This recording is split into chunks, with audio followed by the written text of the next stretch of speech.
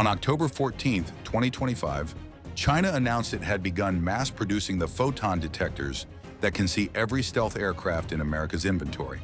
The United States did not issue a public response. Instead, a $2.7 billion test prototype was already running trials, and it does not merely hide from radar. It cancels quantum detection at the source and bends light around its fuselage using materials that do not exist in nature. Join us as we break down the quantum stealth jet that defies physics. China's announcement landed in October of 2025 with almost no fanfare outside defense circles. Researchers at the Chinese Academy of Sciences confirmed they'd begun mass-producing a 4-channel single-photon detector designed to pick up the faintest electromagnetic signatures at extreme distances. The device's nickname is the photon catcher, and it operates on principles that make traditional stealth coatings irrelevant. A conventional radar sends out a radio wave and listens for the echo that bounces off an aircraft. Stealth technology works by shaping an airframe to deflect that wave away from the receiver and by coating the surface in materials that absorb whatever energy remains. The F-22 Raptor reflects about as much radar energy as a small bird. Its radar cross-section is roughly 0.0001 square meters in the frontal aspect. The F-35 Lightning II uses similar shaping and coatings, though its larger airframe and internal weapons bay produce a slightly bigger signature. Both aircraft carry radar-absorbent material in their leading edges. Their intakes are S-curved to hide the compressor blades from direct radar illumination, and every panel joint is set at angles that scatter energy away from the threat. These techniques took decades to refine, and they've made American fighters nearly invisible to the integrated air defense networks that Russia and China have deployed around their borders. However, neither aircraft was built to defeat quantum entanglement. The photon catcher doesn't look for a reflected radio wave. It looks for the disturbance that an aircraft creates in a stream of entangled photons, and that disturbance is detectable no matter how radar absorbent the paint is or how cleverly the fuselage is shaped. A stealth airframe can bend a radio wave around itself, but it can't prevent its own physical presence from altering the quantum field. The South China Morning Post reported that China aims to deploy these detectors in a networked quantum radar grid capable of tracking America's most advanced fighters across hundreds of miles of airspace. Army Recognition noted that China's device is built to eliminate the invisibility America's top tactical aircraft currently enjoy. If that claim is accurate, integrated air defense networks that had never before tracked an American stealth fighter could suddenly do so. DARPA's deputy director has publicly warned that American stealth aircraft will lose their combat edge as quantum sensors proliferate. In a world where every radar screen can see what was once invisible, speed and adaptability become more important than shape and coating. The United States Air Force has spent 40 years perfecting stealth. Now the physics that made it possible is being turned against it. To understand why this matters, it's important to understand a constraint that has governed radar since the Second World War. A radar signal is limited by the wavelength it uses. Longer wavelengths can see farther but resolve less detail. Shorter wavelengths resolve fine detail but fade quickly and are easily absorbed.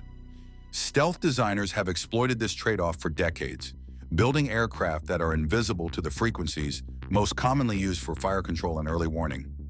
The F-22 was shaped to defeat the X-band and Ku-band radars that guide surface-to-air missiles, and its coatings were tuned for those exact frequencies. If an enemy switched to a lower frequency VHF or UHF radar, the shaping became less effective because the wavelength was larger than the physical features of the aircraft. Quantum radar bypasses this entire chess game. Quantum radar breaks this constraint entirely.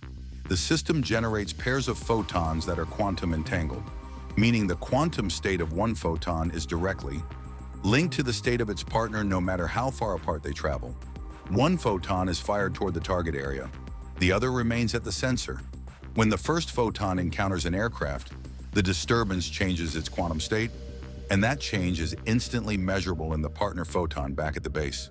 The aircraft doesn't need to reflect a radio wave. Its mere presence alters the quantum field, and that alteration is a signature that can't be painted over or shaped away. The quantum correlation between the two photons is so sensitive that it can detect disturbances far below the noise floor that would swamp a conventional receiver. The practical consequences of that trade-off are severe. China's mass production of single photon detectors, which began in October of 2025, signals that Beijing is moving from experimental physics to operational deployment. Army Recognition reported that China's photon detector is specifically designed to virtually erase the stealth performance of the F-22 Raptor and the F-35 Lightning II. If that claim is even partially accurate, America's two most advanced tactical aircraft could become visible to integrated air defense networks that were previously blind. The implications extend beyond individual aircraft. A nationwide web of quantum detectors could strip away the invisibility American strike packages have relied on since the first F-117 Nighthawk flew into Baghdad in 1991. The United States isn't without its own quantum research. In 2007, defense contractors began filing patents for radar systems that use entangled quantum particles. U.S. Patent US 7375802. B2 covers exactly this approach, describing a signal generator that produces entangled particles and a receiver that measures the quantum state change. The patent was filed by Edward H. Allen and assigned to a major defense contractor, proving that American engineers have been thinking about quantum radar cancellation for nearly 2 decades. Lockheed Martin received a 2025 contract from the Department of Defense's Innovation Unit to prototype quantum-enabled inertial navigation systems for military aircraft. That contract isn't for a weapon, but it proves the defense industry is already building quantum hardware that can survive the vibration, temperature swings, and electromagnetic noise of a tactical jet. The quantum arms race between the United States and China is no longer a theoretical discussion among physicists. It's an industrial competition with battlefield consequences. China has invested billions in quantum research through its national laboratory system. The United States has responded with DARPA quantum sensing initiatives and Department of Defense Innovation Unit contracts. Whoever fields operational quantum radar first will hold an advantage that can't be offset by better pilots or more missiles. Whoever fields quantum radar cancellation first will neutralize that advantage before it can be exploited. But radar is only one spectrum. To truly disappear, an aircraft must vanish from light itself. Metamaterials are engineered substances with electromagnetic properties that don't occur in nature. They're built from microscopic structures smaller than the wavelength of the radiation they interact with, and they can bend electromagnetic waves in directions that ordinary materials cannot. Think of water flowing around a rock in a stream. The rock doesn't absorb the water or reflect it back upstream.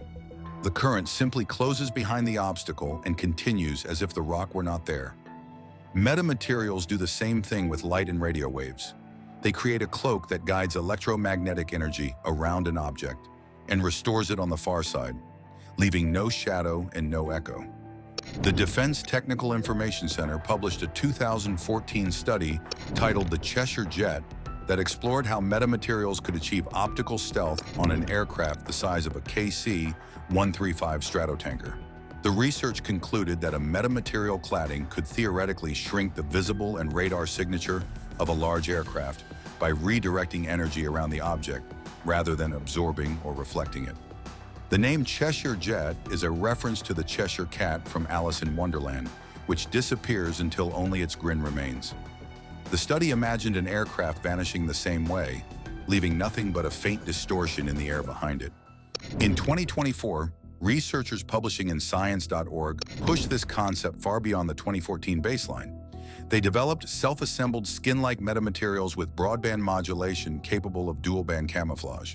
The material functions like a programmable skin that can adjust its electromagnetic response across multiple wavelengths.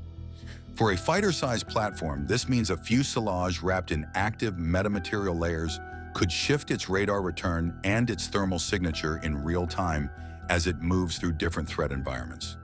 The metamaterial skin isn't a paint or a coating, it's a lattice of tiny metallic structures embedded in a flexible polymer substrate, and each cell can be tuned by applying an electrical current. Passive stealth and active camouflage are separated by the same gap that separates hiding from disappearing. Passive stealth relies on geometry and absorption. Active metamaterials reroute the energy itself, creating a region where the aircraft effectively doesn't interact with the electromagnetic spectrum. The result isn't a smaller radar cross-section, it's a null cross-section, a zone where the radar receives no return because the signal never touched the aircraft in the first place. To a quantum radar, which looks for disturbances in the quantum field, a metamaterial cloak presents an even more difficult problem.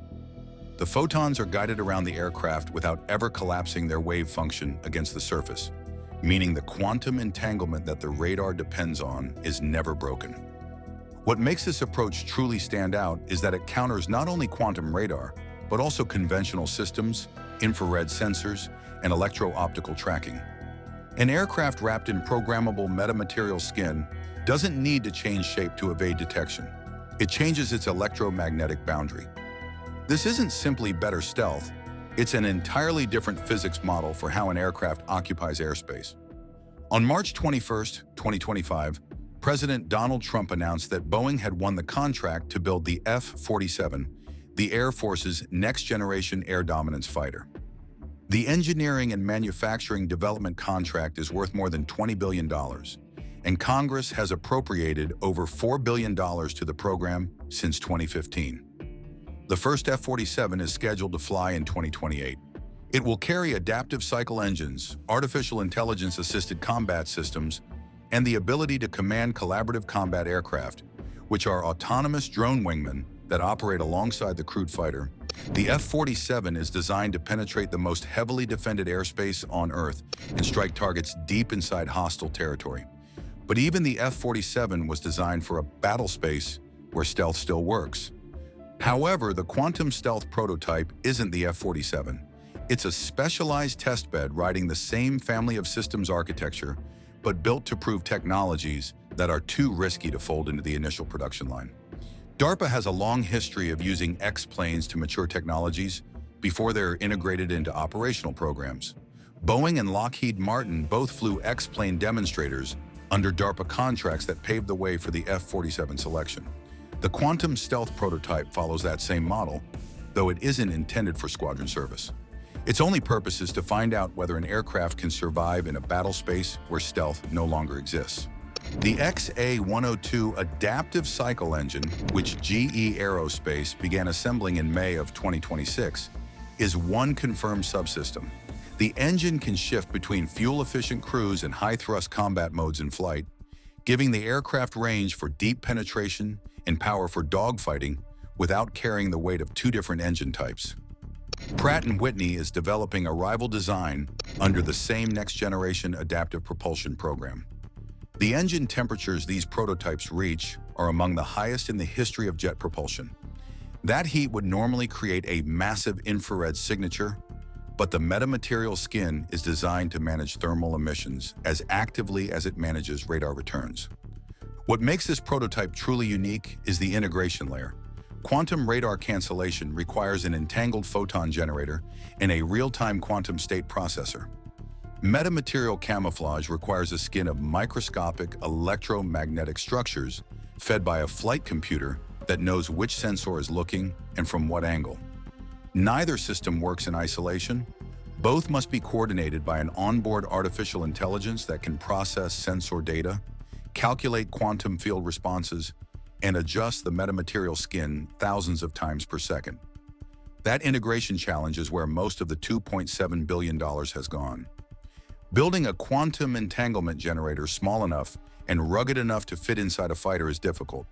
Building one that can operate while the aircraft is pulling 9 Gs and dropping 30,000 feet per minute is harder still. The aircraft is tailless, with no vertical stabilizers, a configuration already confirmed for the NGAD program direction. The shape isn't merely for stealth, it's for minimizing the surface area that the metamaterial skin must cover and control. Fewer control surfaces mean fewer radar reflections and fewer thermal discontinuities. The design philosophy is simple. Reduce the aircraft's natural signature to the absolute minimum and then use active systems to cancel what remains. This isn't how the F-22 was built. It's how the next battle space demands aircraft be designed. China's Photon catcher entered mass production in October of 2025. The first F-47 is expected to fly in 2028. The Quantum Stealth prototype must prove its subsystems before they can be integrated into any operational squadron. That timeline creates a window of vulnerability that keeps Pentagon planners awake. America's current stealth fleet was built for a world where quantum radar didn't exist. The F-22 first flew in 1997. The F-35 entered service in 2015. Neither airframe can be retrofitted with quantum cancellation or metamaterial skins. Their architectures were frozen decades ago, and the production lines that could have built upgraded variants were either shut down or converted to F-35 output. The uncomfortable truth about American air power in the mid-2020s is that it rests on a foundation more fragile than the public image of dominance suggests. The F-22 remains the most capable air superiority fighter in any inventory on Earth. But the production line for the F-22 was closed in 2011 after only 187 aircraft were built, a number so small that senior Air Force officers have described it for years as a strategic liability. The F-35 is a multi-role workhorse, not an air dominance platform. It carries a bomb load and a sensor fusion suite that make it exceptional at striking ground targets. But it lacks the thrust-to-weight ratio and the super cruise capability that define the F-22's role as an air superiority fighter. If China's quantum radar networks become operational before America's countermeasures are fielded, the United States could face a battle space where its most advanced fighters are visible and its rivals are not. DARPA has already concluded that in a world with total battlefield transparency, speed and unmanned systems will define air warfare more than stealth ever did.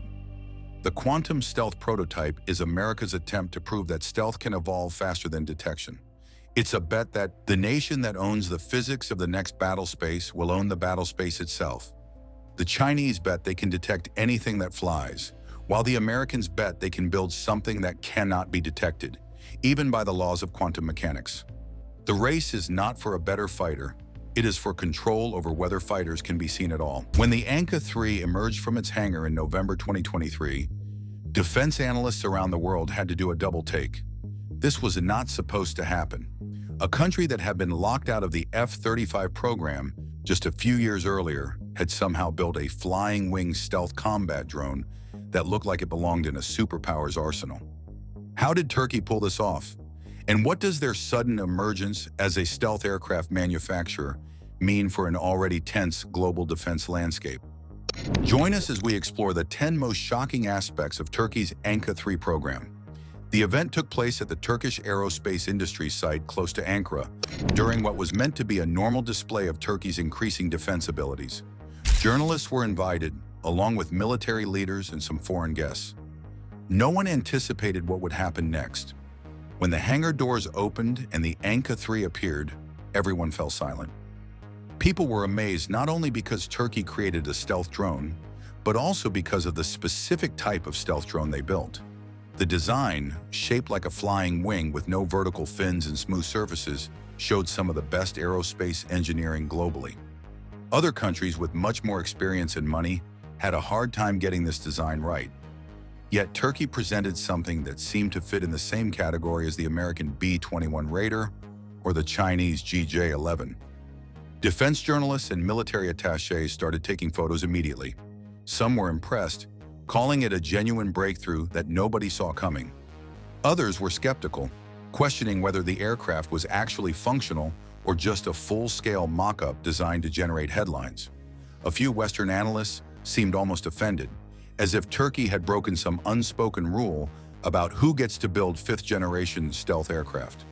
Regardless of their reactions, everyone understood they were witnessing something significant. The aircraft itself looked menacing in person.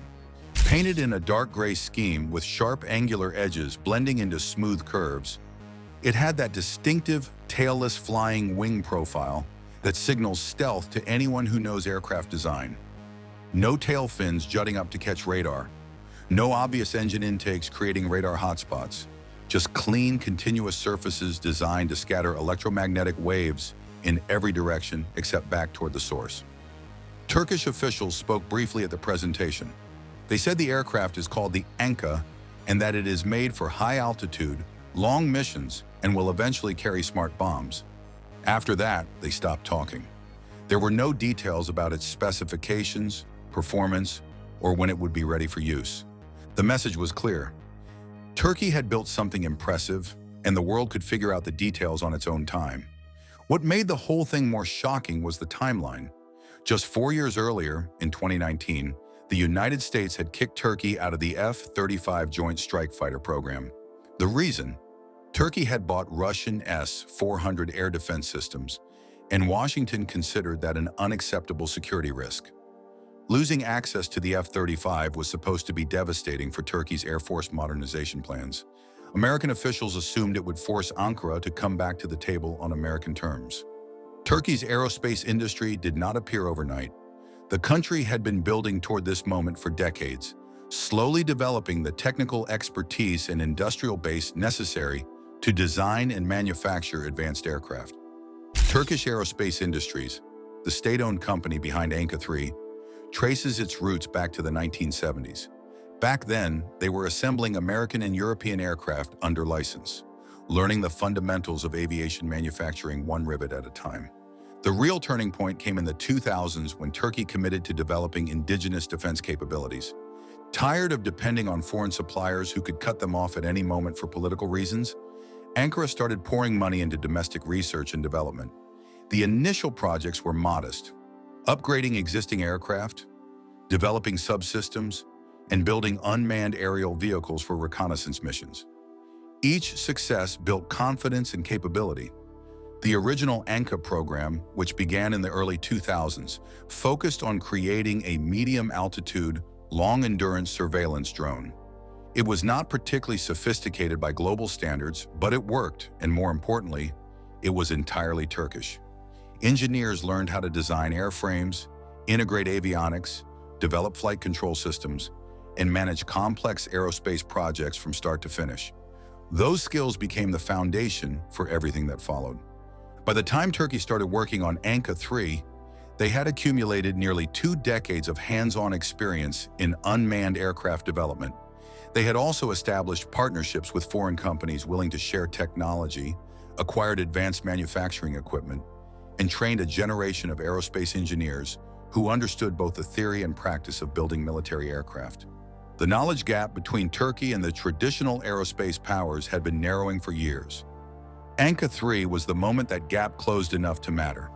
What separates Anka 3 from earlier Turkish aircraft is not just its stealth characteristics, but also its operational concept.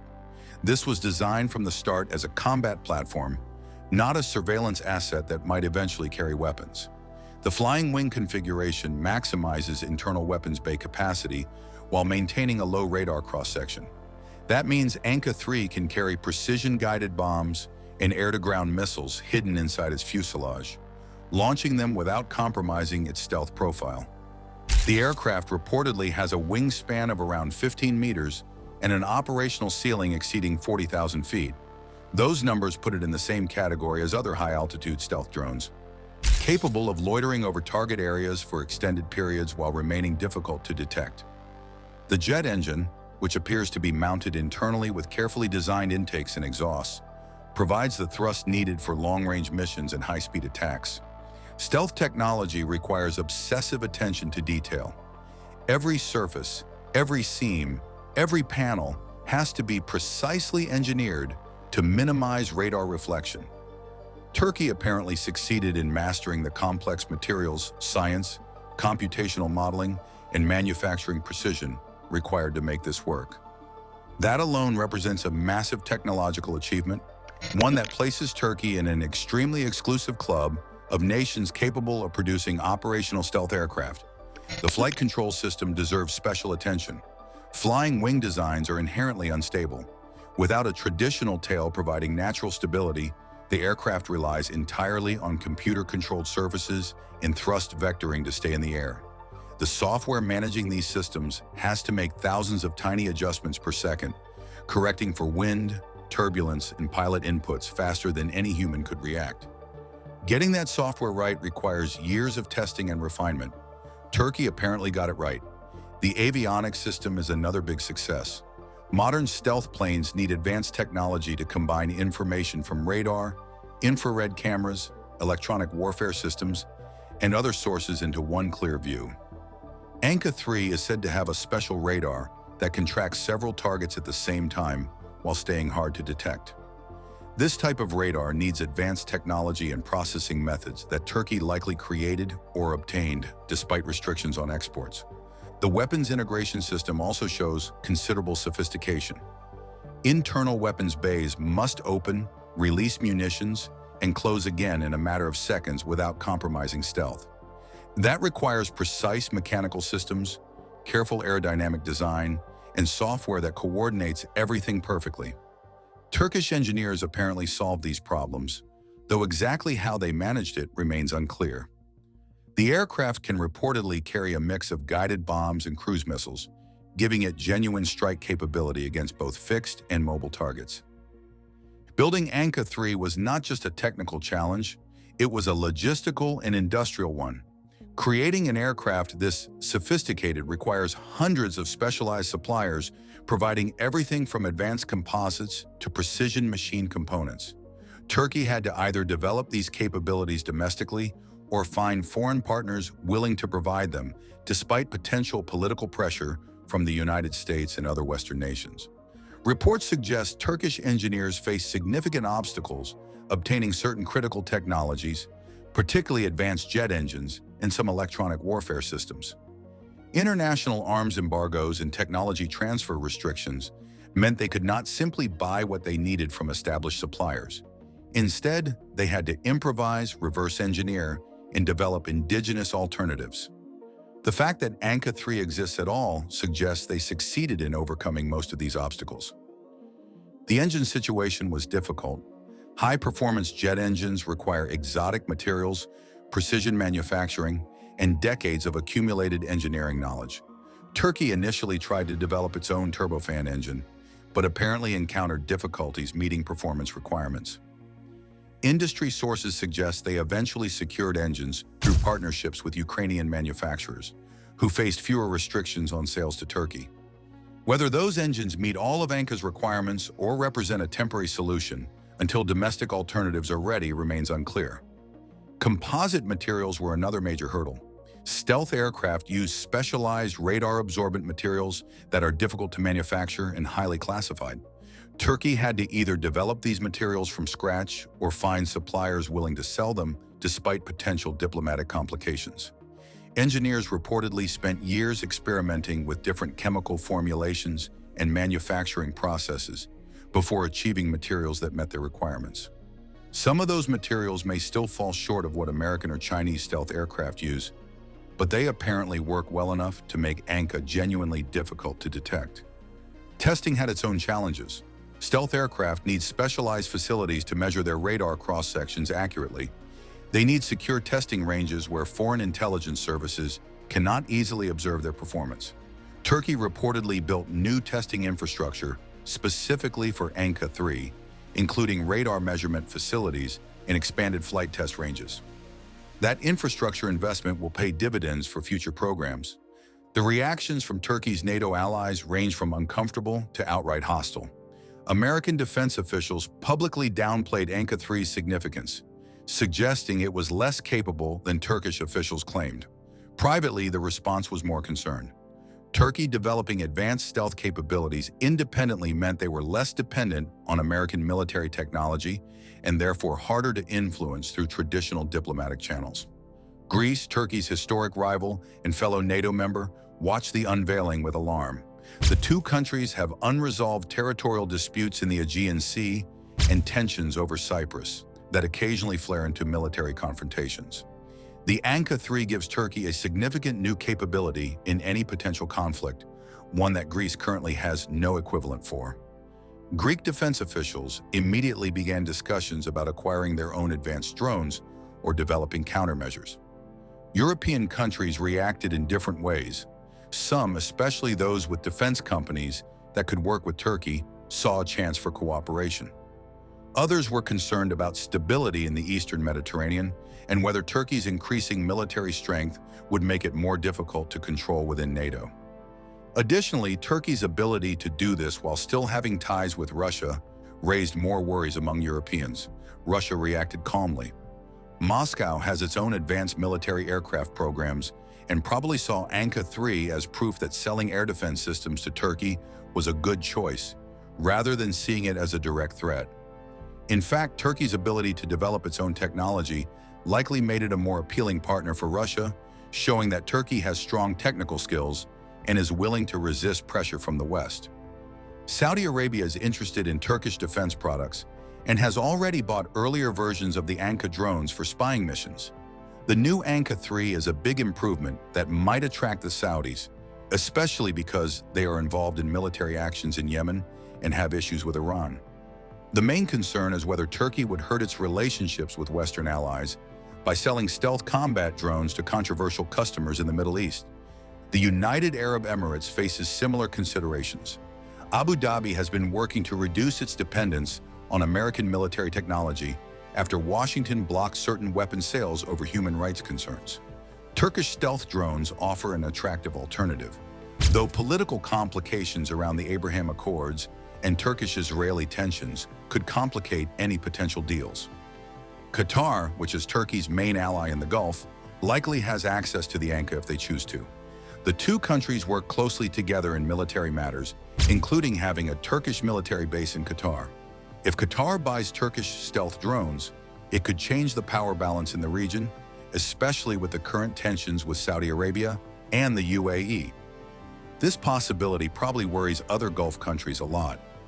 Pakistan is another potential customer with strategic implications. The country maintains close military ties with Turkey and desperately needs to modernize its air capabilities to counter India's growing military strength.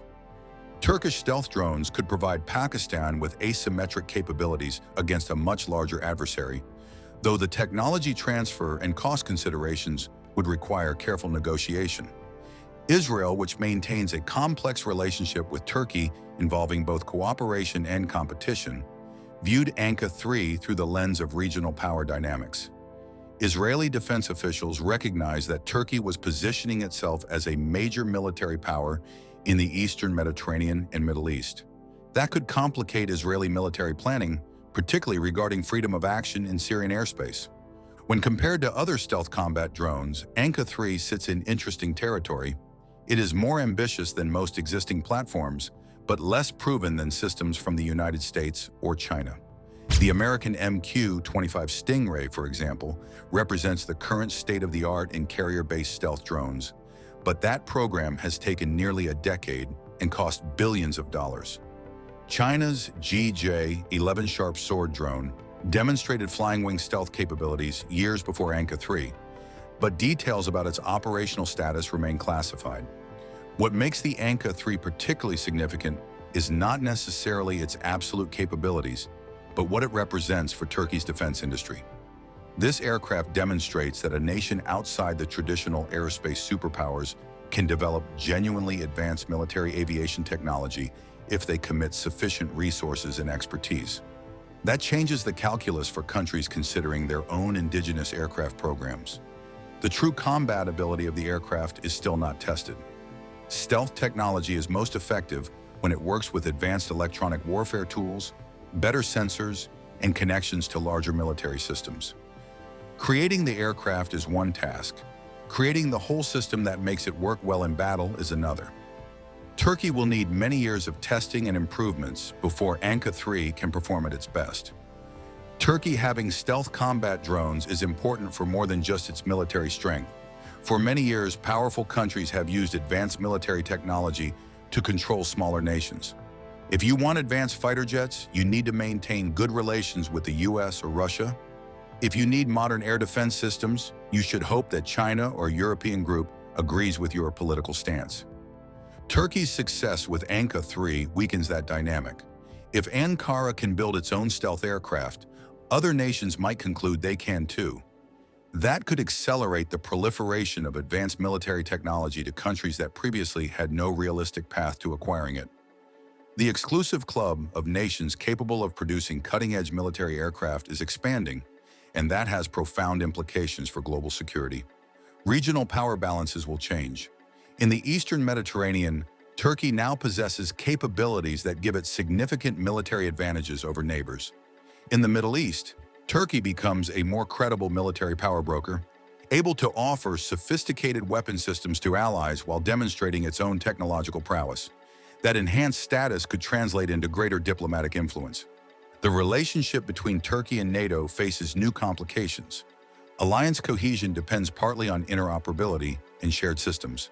Turkey increasingly operates military equipment that does not integrate with NATO standard systems, creating potential coordination problems in any joint operations. At the same time, Turkey's enhanced capabilities make it a more valuable ally in scenarios where NATO needs regional military power projection. Arms export markets will also shift. Turkey has been aggressively marketing its defense products internationally, and Anka 3 gives Turkish defense companies a prestigious flagship product to showcase. Countries that feel uncomfortable with the political conditions attached to American or European weapons might view Turkey as an attractive alternative supplier. That could generate significant revenue while expanding Turkey's geopolitical influence. The question now is what comes next. Will Turkey stop with Anka 3 content to have proven its capabilities, or is this just the beginning of a broader push into advanced military aviation? Rumors already circulate about potential manned stealth fighter programs and more ambitious drone designs. Turkish aerospace engineers who cut their teeth on Anka 3 now have the expertise to tackle even more complex projects. International partnerships could accelerate Turkish progress.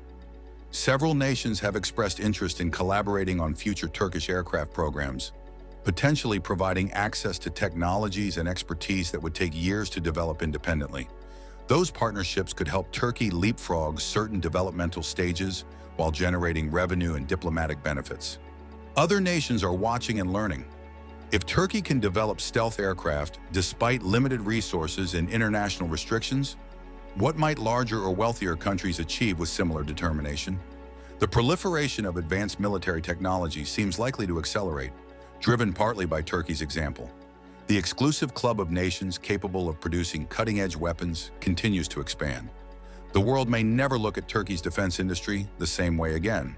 What was once dismissed as a regional player capable of producing decent but unexceptional military equipment has demonstrated the ability to compete with aerospace superpowers.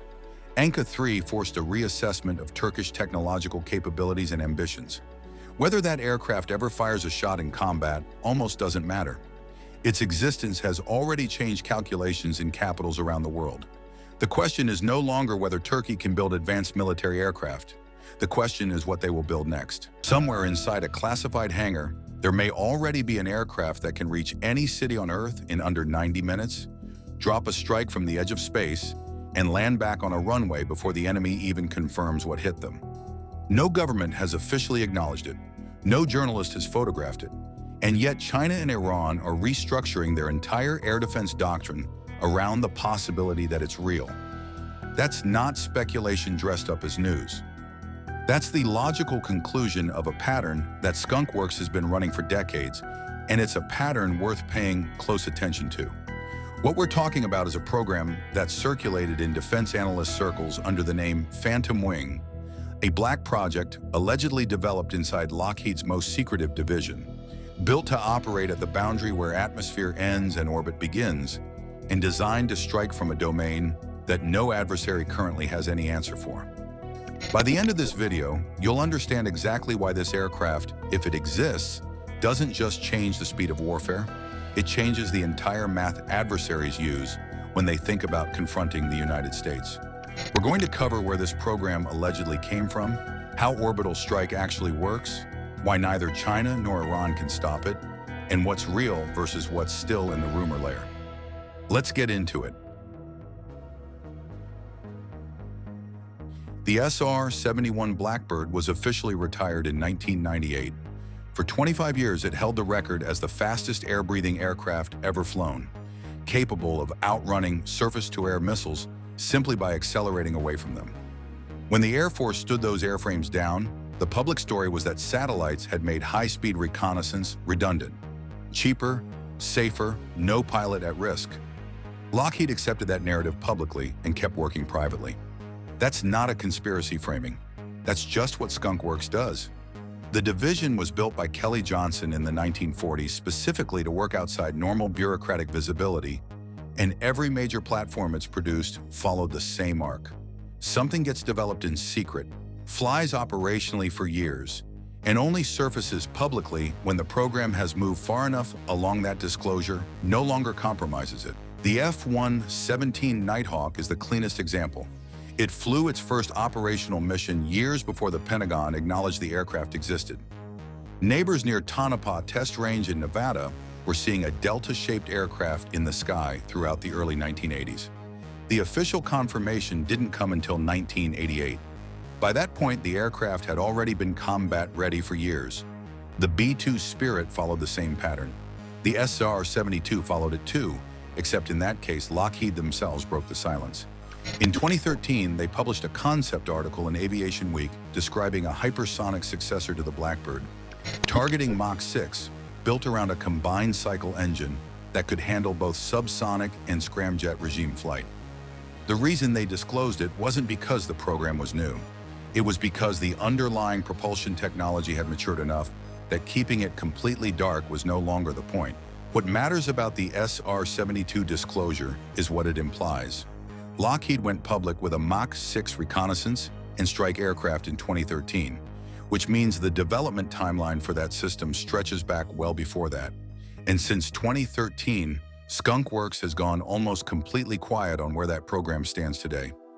That silence is meaningful. The phantom wing concept, as it's circulated among defense analysts and in patent filings tied to advanced propulsion and thermal protection systems, isn't described as a faster version of the SR-72. It's described as a categorically different kind of aircraft, not a hypersonic jet that flies through the upper atmosphere at high speed. Something that climbs above the atmosphere entirely, uses low orbital mechanics to cover distance, and then descends on a target from above at hypersonic velocity during re-entry. That's a different machine. It operates in a different domain, and the defenses that exist to stop conventional aircraft, or even conventional hypersonic missiles, weren't built with this flight profile in mind. To understand why that matters so much, you need to understand what orbital strike actually means mechanically, and why the physics of it are so difficult to defend against. Think about a standard strike mission. An aircraft takes off, flies through the atmosphere at some altitude, crosses into hostile airspace, releases a weapon, and exits. The entire flight path stays inside the same layer of air that weather systems move through. That's the domain every air defense network on Earth is designed to cover. Orbital strike works on completely different geometry. The aircraft climbs steeply after takeoff, burns through the upper atmosphere, and crosses into the region where air is too thin to generate conventional lift. At that altitude, the curvature of the Earth itself becomes the flight path. The aircraft isn't flying over the planet so much as it's arcing around it, using near-orbital mechanics to cover thousands of miles in a fraction of the time any conventional aircraft could manage. Then it pitches down, bleeds velocity through re-entry, and descends on the target from almost directly above. That descent profile is where the 90-minute global reach number comes from. At hypersonic re-entry speeds, the distance between a launch point in the continental United States and a target on the other side of the world stops being measured in hours. It's measured in the time it takes to arc through low orbit and come back down. The physics behind this aren't theoretical. China's DFZF hypersonic glide vehicle uses a related principle. Boost a warhead to extreme altitude and velocity, then let it glide and maneuver during descent rather than following a ballistic arc. The phantom wing concept, as described by analysts tracking the program, takes that same logic and applies it to a reusable crewed or semi-crewed platform. Not a missile you fire once. A vehicle that returns to base, gets serviced, and flies again. Getting there requires solving one of the hardest problems in aerospace engineering: transitioning an aircraft from conventional turbine flight at low speed through the transonic and supersonic regimes all the way to Mach 6 and beyond demands an engine that can function across that entire range without stalling, melting, or losing thrust at the worst possible moment. Scramjet engines only ignite efficiently above roughly Mach 4, which means the propulsion system has to bridge that gap. A combined cycle engine starts as a turbine, accelerates the aircraft to the speed where scramjet combustion becomes viable, then transitions cleanly to hypersonic mode. Lockheed's work on this problem goes back years, and the SR-72 program was built around making that transition reliable enough to be operational rather than experimental.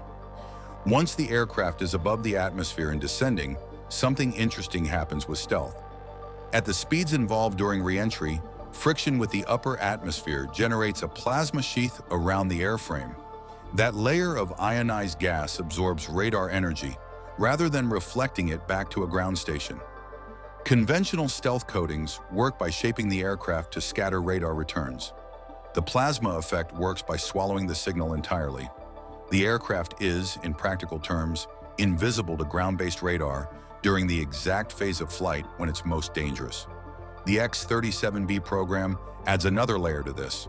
The Air Force's unmanned spaceplane has been flying classified orbital missions for years, with individual sorties lasting many months. The official explanation covers technology demonstration in a general sense, but several defense analysts have noted that the vehicle's flight profile, its re-entry characteristics, and the thermal protection systems it uses are all directly applicable to a crewed or strike-capable successor. Whether the X-37B is a direct ancestor of something like the Phantom Wing, or simply a parallel program solving overlapping problems, the technology it's validating maps cleanly onto what an orbital strike aircraft would need to survive and function. That gets at why China and Iran aren't just watching this program with curiosity. They're watching it with urgency, because the defense gap it creates isn't something either country currently has any real answer to. China's most capable ground-based air defense network is built around systems like the HQ-9 and its naval equivalents. These are serious, modern platforms.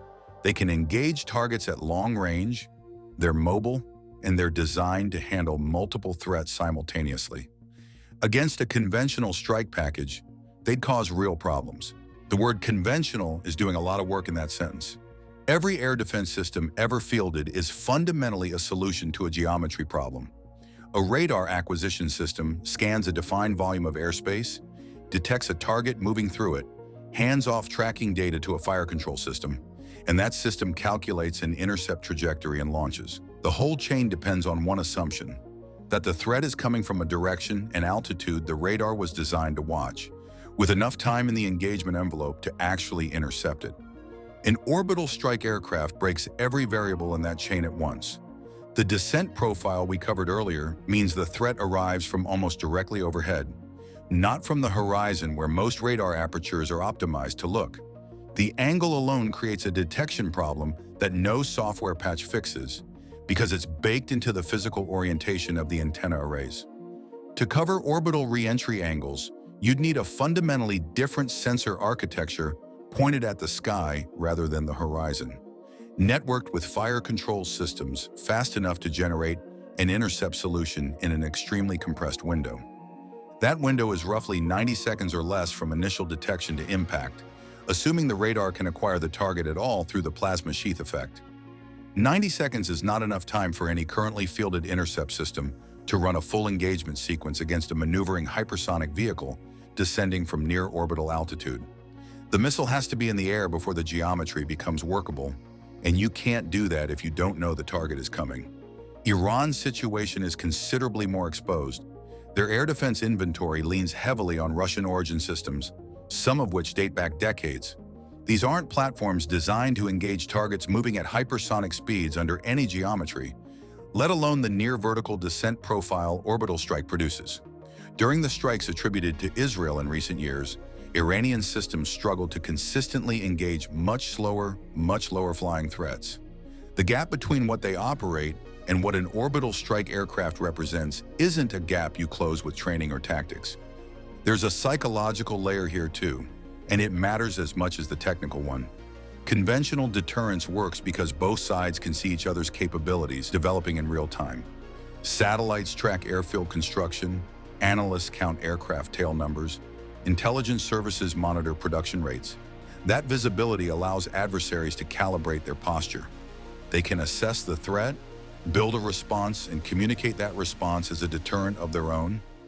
An aircraft that can loiter in orbit for extended periods and descend without warning removes that visibility entirely. There's no ingress track to detect, no tanker support to monitor, No pre-flight activity to tip off intelligence collection. The first indication that a strike is happening could be the strike itself. Ballistic missiles follow a predictable arc from launch to impact, and that predictability is actually one of their weaknesses from a deterrent standpoint. Terminal defense systems have known intercept geometries to work with. A vehicle that maneuvers during descent on a profile that originates above the atmosphere doesn't give interceptors a predictable arc to solve for. That's not a marginal improvement in survivability. That's operating in a domain where the intercept math doesn't currently exist. So let's be straight about where the line sits between confirmed and alleged, because they're not the same thing, and collapsing them doesn't serve anyone. What's confirmed, the SR-72 program is real, Lockheed said so publicly. Skunk Works operates on black budget funding that's documented in congressional appropriations history. The X-37B is flying right now, somewhere above your head on a mission the Air Force hasn't fully explained. The physics of orbital re-entry and plasma stealth aren't classified. They're published aerospace science. Those things are facts. The Phantom Wing name isn't. The specific capability claims aren't.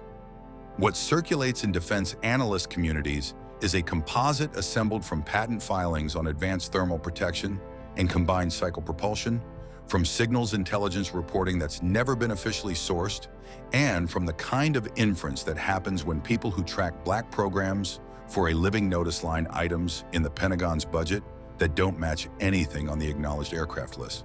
That's not nothing. It's also not a confirmed program. Here's why the Pentagon might not mind that ambiguity existing. An adversary that believes this aircraft is already operational has to plan for it. They have to spend money on detection architecture they don't currently have. They have to redesign missile defense doctrine around a threat profile their engineers are still trying to model. They have to absorb the psychological weight of knowing there may be a weapon in their opponent's inventory they have no answer for. All of that happens whether or not the platform has actually completed its first operational flight. Strategic ambiguity isn't a side effect of secrecy. Sometimes it's the product. The budget signal points in one direction. Unacknowledged special access programs have consumed a growing share of U.S. defense spending over the past decade, and the gap between total black budget allocation and the programs analysts can account for by name has widened. Something is absorbing that money. Multiple somethings, probably, and the historical pattern keeps repeating. The F-117 was a rumor, then a fact. The B-2 was a rumor, then a fact. The SR-72 itself was analyst speculation until Lockheed published it. Every one of those programs followed the same arc: denial, silence, then confirmation after the technology was mature enough that disclosure cost nothing strategically. Nobody outside the program knew the truth until Skunk Works decided they could afford to share it. That's exactly where the Phantom Wing sits right now. Either it's already flying and we're in the silence phase, or it's close enough that the rumors are doing useful work in the meantime. Both possibilities produce the same outcome for China and Iran. Whether the Phantom Wing is airborne tonight or still years from its first flight, the gap it represents is already reshaping how adversaries think and spend. China and Iran aren't building next-generation air defenses because they feel secure. America's secret ghost jet may soon appear on the USS Gerald Ford, shocking Pentagon officials and rivals. This tailless, triangle-shaped fighter boasts smart skin sensors, laser weapons, and hypersonic speeds of over 6,000 miles per hour. It can even command a swarm of robotic wingmen. Earlier stealth jets seem obsolete in comparison. Has the U.S. Navy just rewritten the rules of aerial warfare? And how will China and Russia react to this invisible predator of the skies? Join us as we unveil the 7th-generation fighter jet before it makes it on the United States aircraft carrier. The sky above the USS Gerald Ford lit up with a bright blue flash as something incredible took place. After nearly a century of struggle, the United States Navy had finally solved one of its biggest challenges. Carrier-based jets could now match or even surpass land-based fighters. For years, aircraft carriers had a major disadvantage. Their jets had to be smaller, lighter, and carry less fuel compared to those launching from land. As countries like China and Russia built powerful land-based fighters and long-range missiles, Many experts doubted whether carriers could hold their ground in modern warfare. That changed with the Navy's next-generation air dominance fighter. Unlike the older FA-18 Super Hornets, this new jet brought futuristic technology that had once seemed impossible. It wasn't just a single aircraft, it was the leader of a small team. Each NGAD fighter was paired with autonomous drones, commonly called collaborative combat aircraft. These drones carried extra weapons, sensors, and fuel, following the lead fighter's commands while also making quick decisions on their own. A single pilot could now manage what used to take several people. The USS Gerald Ford's firepower grew even stronger with the addition of the Helios laser weapon system. This powerful 150-kilowatt laser could track and destroy incoming missiles and enemy drones almost instantly. Unlike traditional missiles that could run out, the laser remained operational as long as the ship had power. Most people had no idea how fast this technology was advancing. When an Air Force official revealed in 2020 that a test version of the NGAD fighter had already flown, defense experts were caught off guard. The Navy had been quietly working on this breakthrough for more than 7 years, replacing outdated systems from the 1990s with cutting-edge technology designed for the future. The USS Gerald Ford was designed with cutting-edge advancements in mind. As the Navy's most sophisticated aircraft carrier, it featured electromagnetic catapults that propelled aircraft more swiftly and effectively than traditional steam-powered systems. Its nuclear reactors generated the vast energy required for the Helios laser. The NGAD fighter also looked completely different from older jets. It had no vertical tail fins and featured a sleek triangular design, allowing it to fly in ways that would have made traditional aircraft lose control. Advanced computer systems made thousands of tiny adjustments every second to keep it steady and maneuverable. In training exercises, the results spoke for themselves. Against experienced pilots flying F-35s, the NGAD fighter and its robotic wingmen won nearly every simulated battle. The difference was overwhelming. For countries that had spent billions developing anti-ship missiles to keep United States carriers at a distance, this presented a serious problem. With these new jets, carriers could now operate much closer to enemy territory without fear. For the first time since World War II, carrier-based jets weren't just keeping up with land-based fighters, they were better. This wasn't just an upgrade. As the sun set behind the carrier, the new fighter launched into the night, its silhouette blending into the sky. The aircraft represented a development in naval warfare. What happens when these advanced fighters go beyond the clouds and into the vast darkness of space? Could the next generation of American warplanes be used as spacecraft? Engineers across America are already working on technologies beyond those used on the USS Gerald Ford.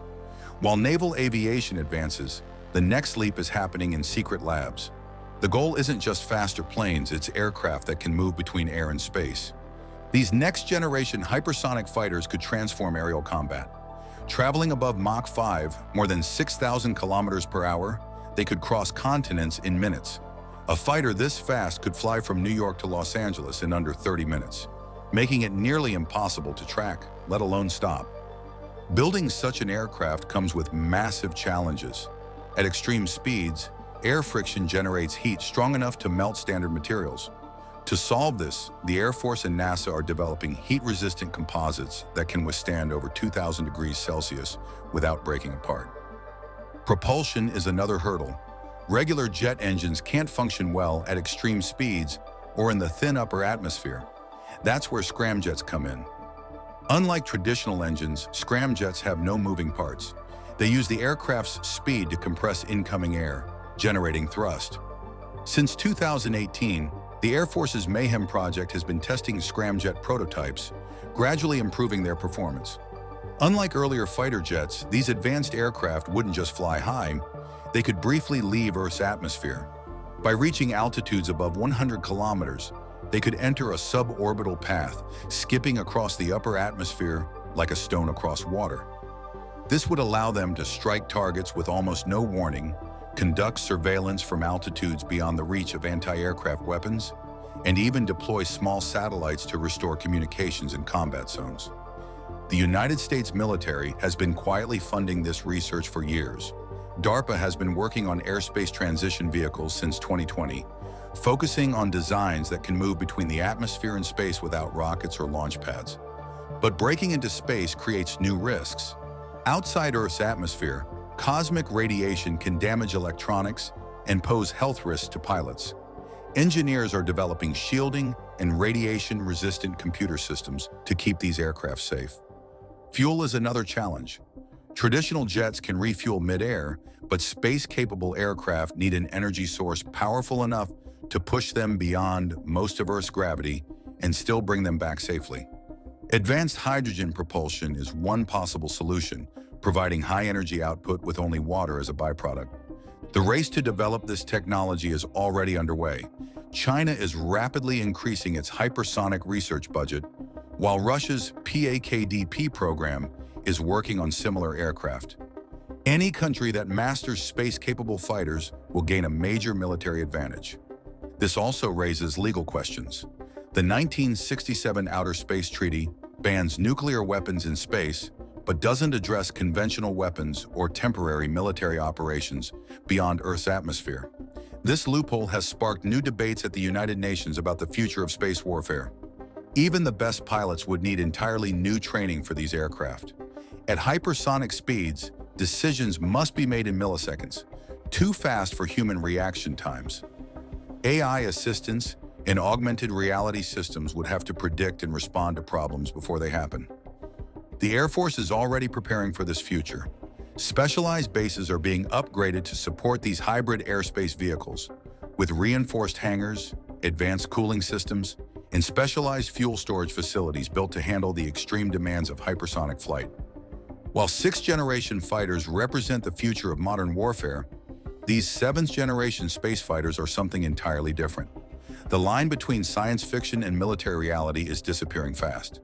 What once seemed impossible is now just a matter of time.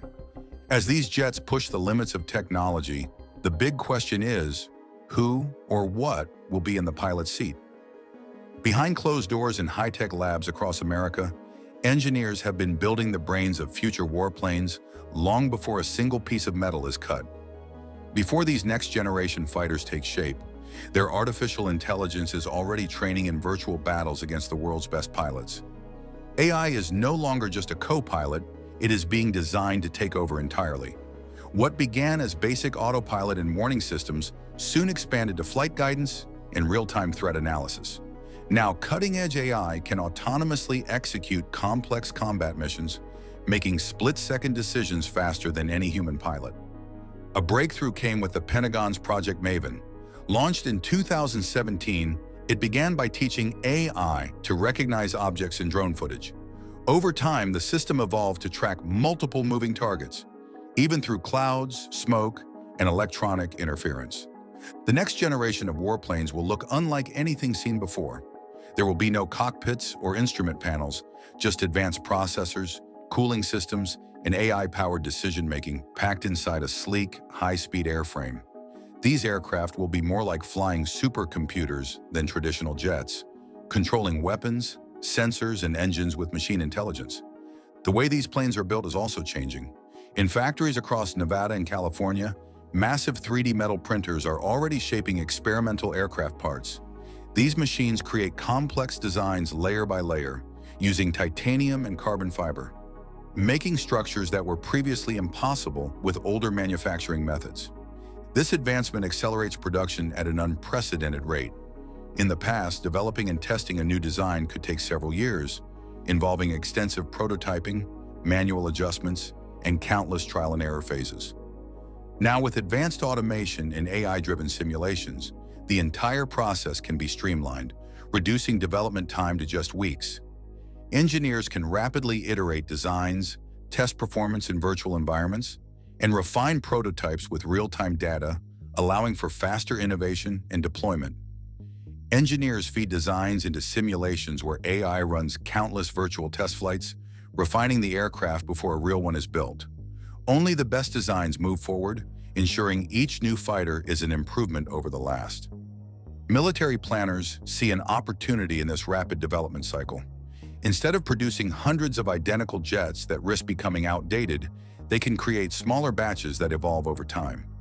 Each generation learns from the last, making the fleet smarter and more adaptable. Another breakthrough is the concept of smart skin. Instead of mounting separate radar and sensors, the entire surface of these aircraft will be covered in tiny sensors, turning the whole plane into a flying surveillance system.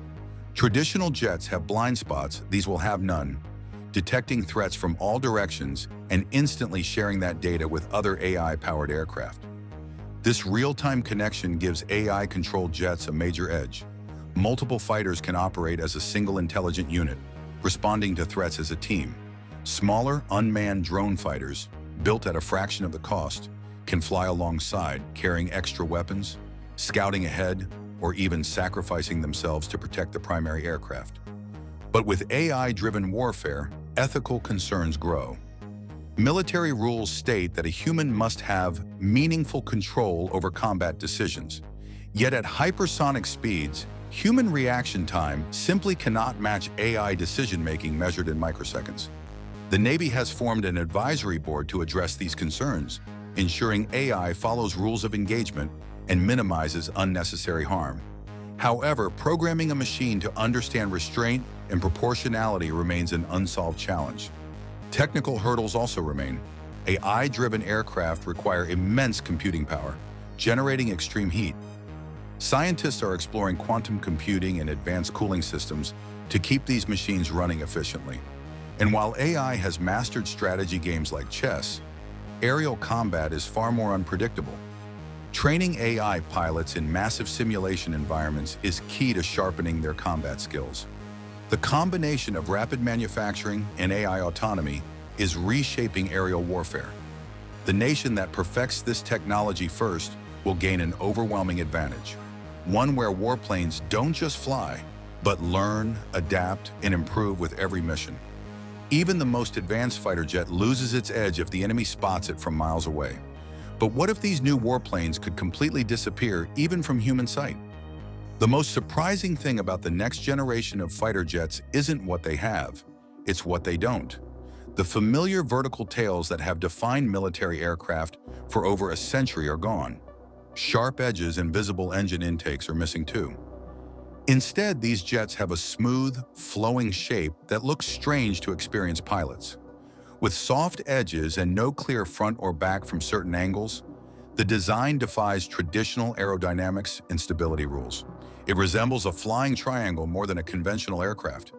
This groundbreaking transformation is the result of decades of advancements in stealth technology.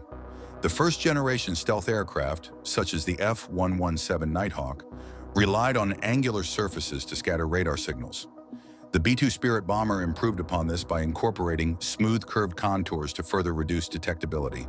Today, the most advanced designs push the boundaries even further, striving for near-total invisibility to enemy radar systems.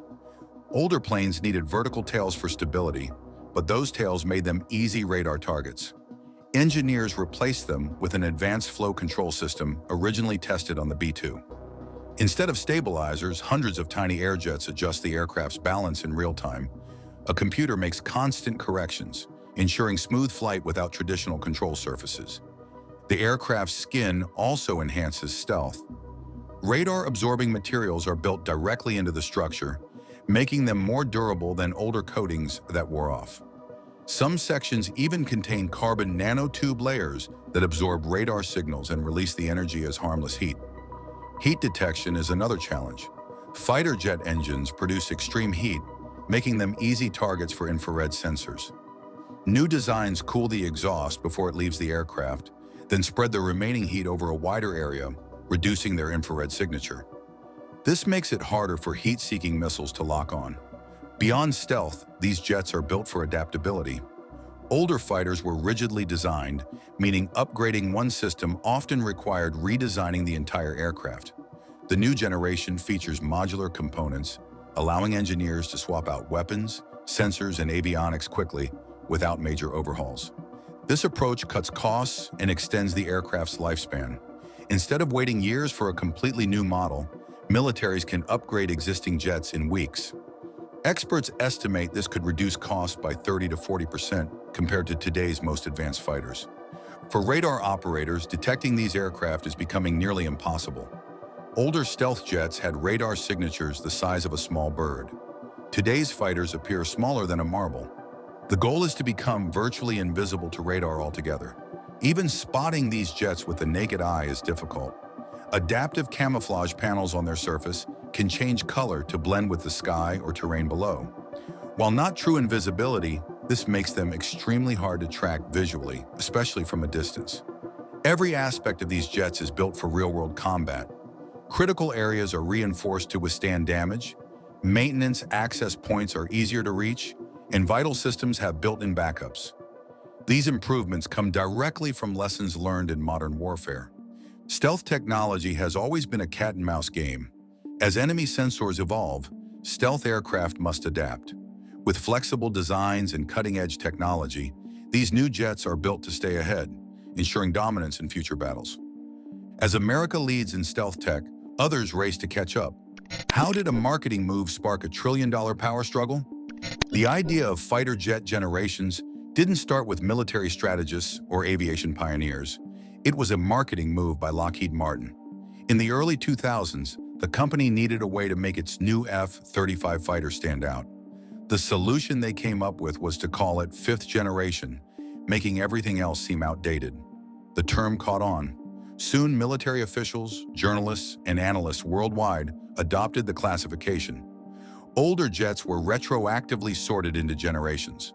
The Korean War-era F-86 Sabre became first generation, the Vietnam-era F-4 Phantom was third generation, and Europe's Eurofighter Typhoon landed in the fourth generation category. What began as a sales tactic reshaped global defense strategy.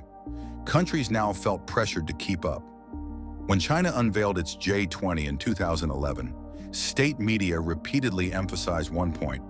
It was China's first fifth-generation fighter. The message was clear.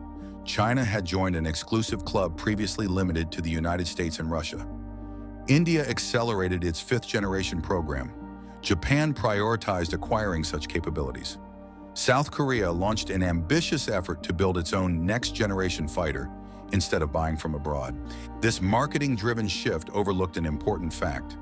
Before generational labels took hold, countries evaluated fighters by their capabilities, not arbitrary classifications. The French Rafale and Swedish Gripen featured advanced technologies that rivaled early fifth-generation jets. Yet they were dismissed as merely 4.5 generation.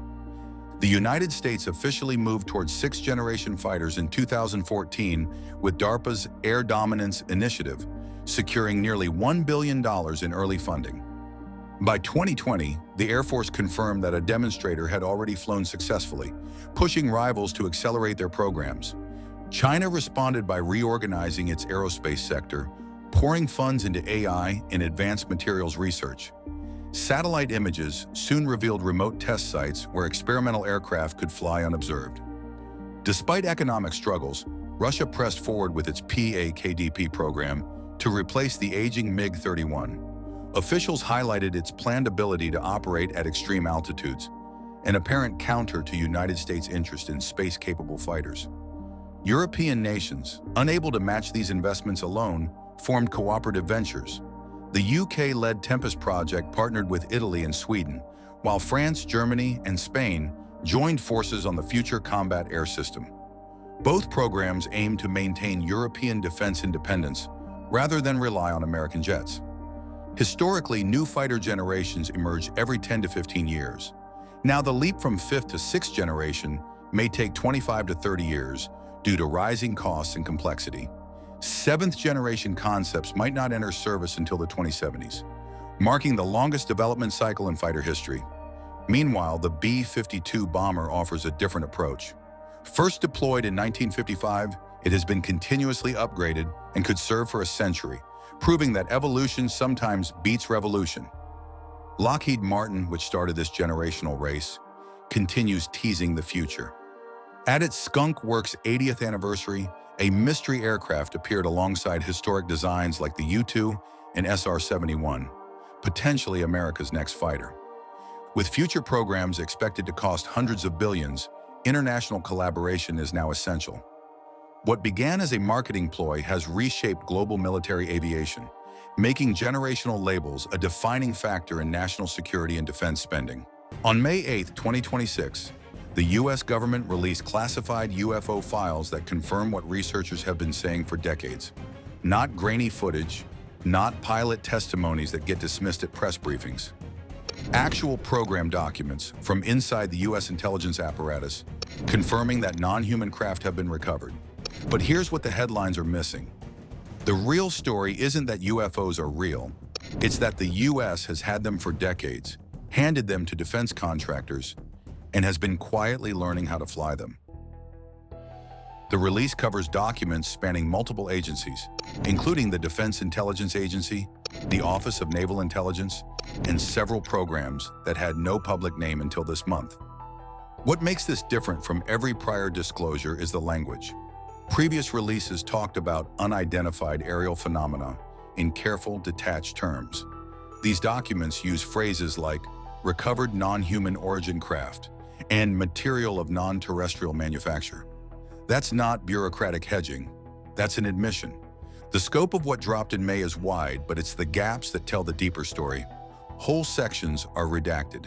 Specific program names appear once and then disappear behind black bars for the next 30 pages.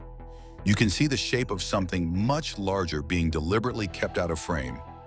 Several documents reference programs that connect directly to known black budget operations.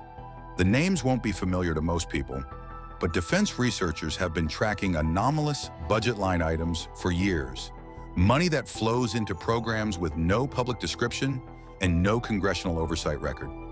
What the May 8th files do is start filling in what some of that money was actually for. So why release any of this now?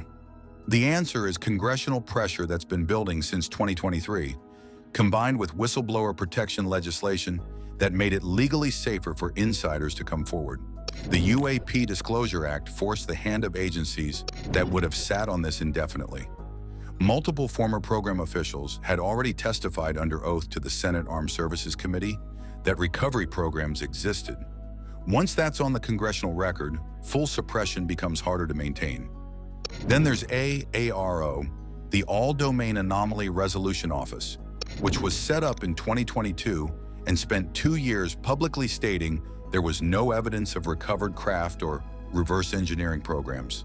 The May 8th documents directly contradict that position. Reports from inside AARO's own analysis chain reference material studies and propulsion research that don't match anything in the known aerospace inventory. The office was telling Congress one thing while its own classified reporting said something else entirely. One document that's getting a lot of attention references a program structure described as a tiered controlled access program, meaning it's classified above top secret in a way that legally exempts it from standard congressional oversight. That structure is how you hide something for 50 years without a single budget hearing exposing it. The program isn't in the black budget because it technically doesn't exist inside the normal classification architecture. It exists in a separate layer that most of the government can't even ask about. What's confirmed in the files, taken together, is this. Craft of non-human origin were recovered. Materials from those craft were transferred to contractors for analysis, and at least some of that work involved propulsion systems that don't match any known physics framework. The documents don't explain how far that work progressed, but they confirm it happened, and they confirm it's been happening for a long time. The files confirm recovery. But recovery is only the beginning of this story. What the U.S. did with what it found, who did the work, and what they've actually built from it, that's what the next layer of documents starts to reveal. If you wanted to hide the most advanced aerospace program in human history, Lockheed's Skunk Works facility in Palmdale, California, is exactly where you'd put it. This is the same operation that built the U-2 spy plane in total secrecy during the 1950s, then followed it with the SR-71 Blackbird, which flew so fast and so high that nothing could touch it. Then came the F-117, the world's first operational stealth aircraft, which the Air Force publicly denied existed for years while it was already flying combat missions. Skunk Works doesn't just build classified aircraft. It builds things the rest of the world won't believe are possible until they're already obsolete. The May 8th files reference contractor involvement in material analysis going back decades. Lockheed is named in connection with propulsion research tied to recovered craft, and the language used isn't vague. One document describes a materials transfer to a cleared defense contractor facility for analysis of non-conventional propulsion elements. Skunk Works has the clearance infrastructure, the physical security, and the engineering depth to run exactly that kind of program without a single public trace. Raytheon's role is different, but just as telling. Where Lockheed is about airframes and propulsion, Raytheon specializes in the sensor and weapon systems that would need to interface with whatever gets built. Their classified divisions have been working on directed energy weapons and advanced electromagnetic systems for years, and several of those programs have budget lines that dwarf their known output. If you're reverse engineering a craft that manipulates electromagnetic fields for propulsion, you need Raytheon-level expertise to understand what you're actually measuring. Their involvement points to a program that's moved well past basic materials analysis into something that requires operational hardware. The structure that makes all of this legally possible is called a Controlled Access Program, or CAP. It sits above top secret clearance and operates outside the standard congressional budget review process. A program inside a CAP doesn't appear in defense appropriations hearings. It doesn't get reviewed by the Armed Services Committee. The people running it can legally tell senators it doesn't exist, because inside the classification framework, it technically doesn't. This is how you spend decades and billions of dollars on something with no public record. The money moves through layers of contractor sub-accounting that were specifically designed to be untraceable. Bob Lazar described this exact architecture in 1989. He said he worked at a facility near Area 51 called S4, where 9 recovered craft were stored and studied. He described a propulsion system built around a stable isotope of element 115, which he called moscovium, that generated a gravitational field used for propulsion. At the time, element 115 didn't officially exist on the periodic table. It was synthesized and confirmed in 2003. Lazar's technical descriptions were specific enough and accurate enough on points that couldn't have been guessed, that dismissing him as a fraud requires ignoring a lot of inconvenient detail. The May 8th files don't mention him by name, but the propulsion research they reference lines up with what he described 37 years ago. Where does the money come from? Defense analysts who track black budget allocations have flagged a category of aerospace spending that's grown by roughly 300% since the early 2000s, with no corresponding increase in known program output, no new aircraft, no announced propulsion contracts, no patents filed. That money went somewhere, and based on what the files released describe, the answer is becoming harder to argue with. Start with what Navy pilots actually recorded, because that's where the physics breaks down in a way you can't explain away. The Tic Tac incident from 2004 gave us something rare: military sensor data, trained observers, and a craft that performed maneuvers no known aircraft can execute. Commander David Fravor watched it drop from 80,000 feet to sea level in under a second, stop dead, then accelerate in a completely different direction with no transition, no arc, no deceleration curve, just an instantaneous change of vector at speeds that would reduce a human pilot to a stain on the seat. The G-force involved in that kind of movement, by any conventional physics calculation, would be somewhere between 400 and 700 Gs. A human body starts losing consciousness around 9 Gs. Whatever was inside that craft, if anything was, it wasn't being subjected to the same forces the airframe was generating. That's the first thing that separates these craft from everything else. They don't appear to be affected by inertia. When your car accelerates, you feel it push you back into the seat because your body has mass and resists the change in motion. These craft move as if that relationship between mass and acceleration has been switched off. The engineering community's best working theory is electromagnetic field manipulation, where the craft generates a localized field that essentially warps the space it's moving through, so the craft and everything inside it moves together without experiencing the directional forces that would normally apply. You're not pushing through space, you're moving the space around you. Then there's the propulsion signature, or more accurately, the complete absence of one. Every aircraft ever built leaves traces: heat bloom from engines, exhaust gases, a pressure wave that generates a sonic boom above the speed of sound. These craft produce none of that. Radar tracks them at speeds well above Mach 1 with no sonic signature. Infrared sensors find no heat output. There's no jet wash, no plasma trail, nothing that conventional propulsion would leave behind. Whatever is moving them isn't burning anything and isn't pushing against the air. The altitude performance compounds this, from a standing hover at low altitude to above 80,000 feet in a matter of seconds, with no acceleration phase, no engine spool-up, no detectable thrust vector. That's not improved propulsion, that's a different category of physics entirely. Stealth properties add another layer. These craft don't just absorb radar the way an F-22 does with its angled surfaces and radar-absorbing materials. They disappear from multiple sensor types simultaneously. Radar, infrared, optical tracking, all go blank at the same moment. That kind of cross-spectrum disappearance suggests the craft can manipulate its own electromagnetic signature across every detection wavelength at once, not just deflect one type of sensor. Now factor in the TR-3B, a triangular craft reported independently by dozens of witnesses across multiple countries over the past 30 years, always described the same way. Silent, slow-moving at low altitude, capable of accelerating away at speeds that leave no trace on radar. The consistency of those descriptions across unconnected sources is hard to write off. If the reverse engineering programs described in the May 8th files produced a flying prototype, a triangular platform would be a logical airframe choice for a craft using field-based propulsion rather than conventional thrust. Even replicating 20% of what these craft can do would make the result invisible to every air defense system on the planet. No radar lock, no heat-seeking missile track, no intercept solution. If the US has crossed that threshold, the gap between American air power and every other nation isn't measured in generations.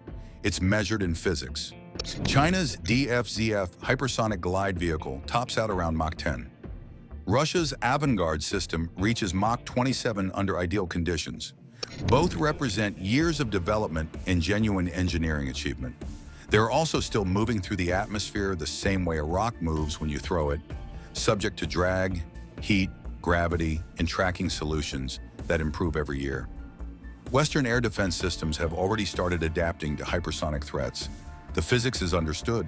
The countermeasures are being built. A craft that produces no radar return, no heat signature, and no inertial profile isn't a faster version of the same problem.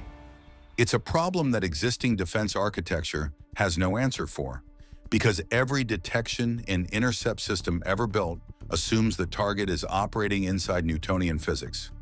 You can't compute an intercept solution for something that changes direction instantaneously. You can't guide a missile to a heat source that doesn't exist. You can't jam a craft that's already invisible to every wavelength you're transmitting. That's what makes the strategic gap here different from any prior technology advantage. When the US fielded the F-117, it took years before adversaries developed radar systems capable of tracking low observable aircraft. Eventually they did.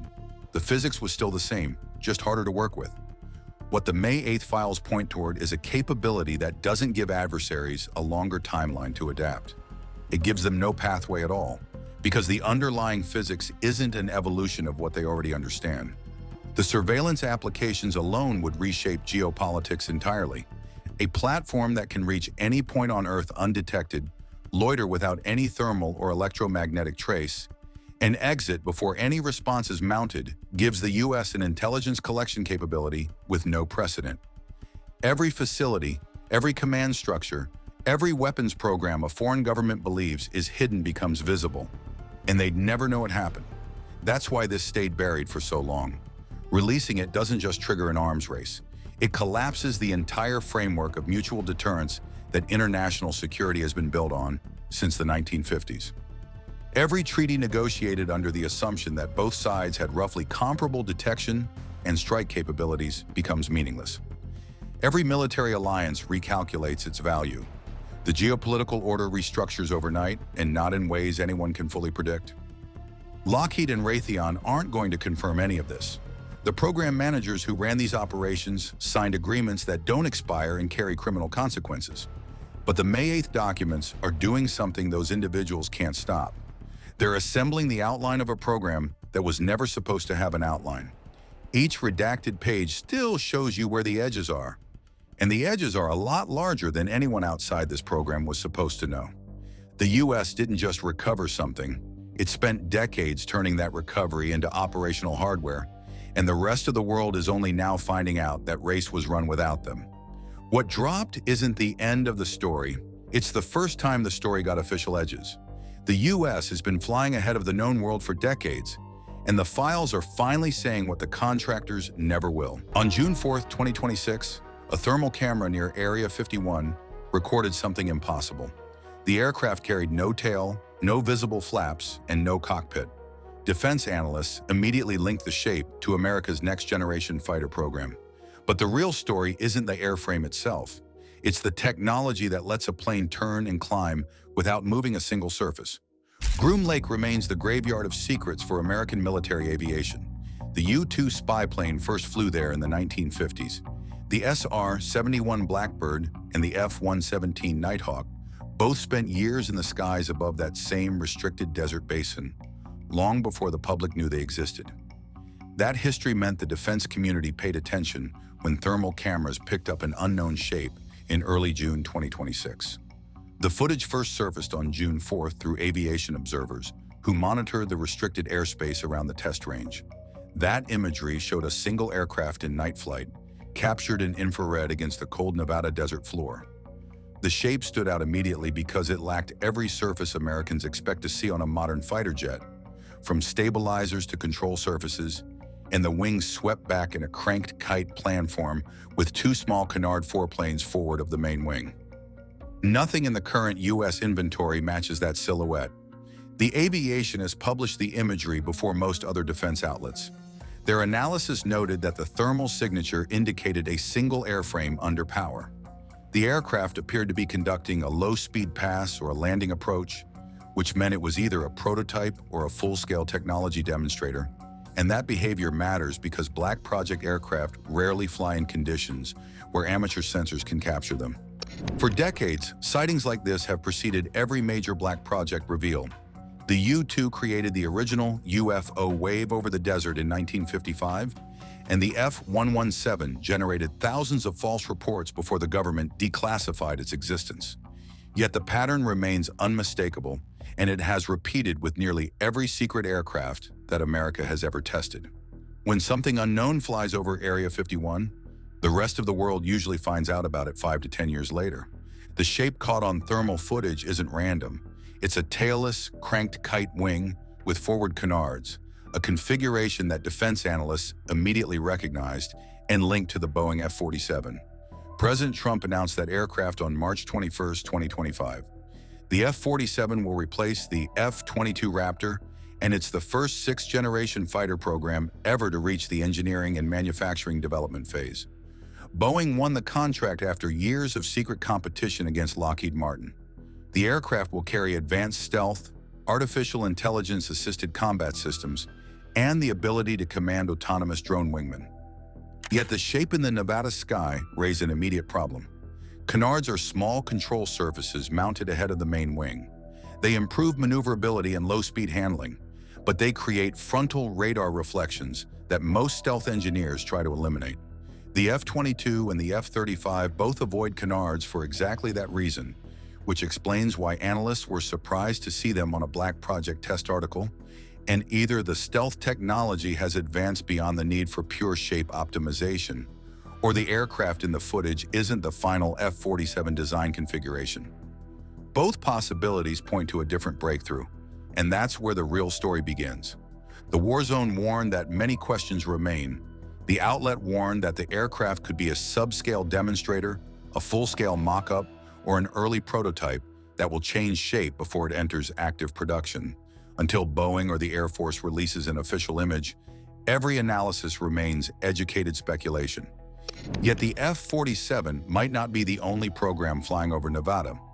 Since 2020, DARPA has been running a separate initiative that remains just as radical, and it's called CRANE, which stands for Control of Revolutionary Aircraft with Novel Effectors. The goal isn't to build a fighter, It's to prove an aircraft can fly and maneuver without any moving external surfaces. Aurora Flight Sciences, a Boeing subsidiary, won the contract to build the demonstrator.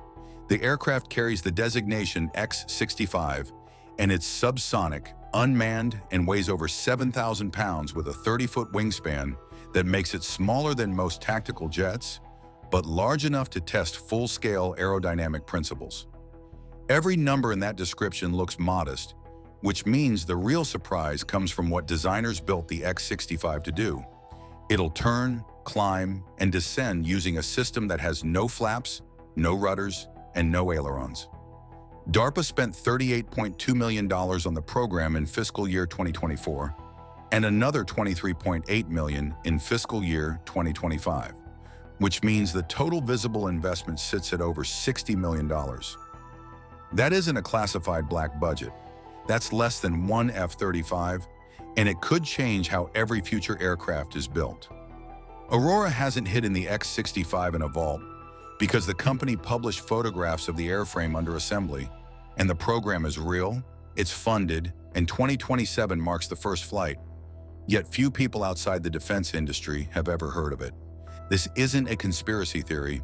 It's a DARPA program with a public budget and a named contractor, and it's preparing for a first flight in 2027 that will test something no previous aircraft has ever attempted before.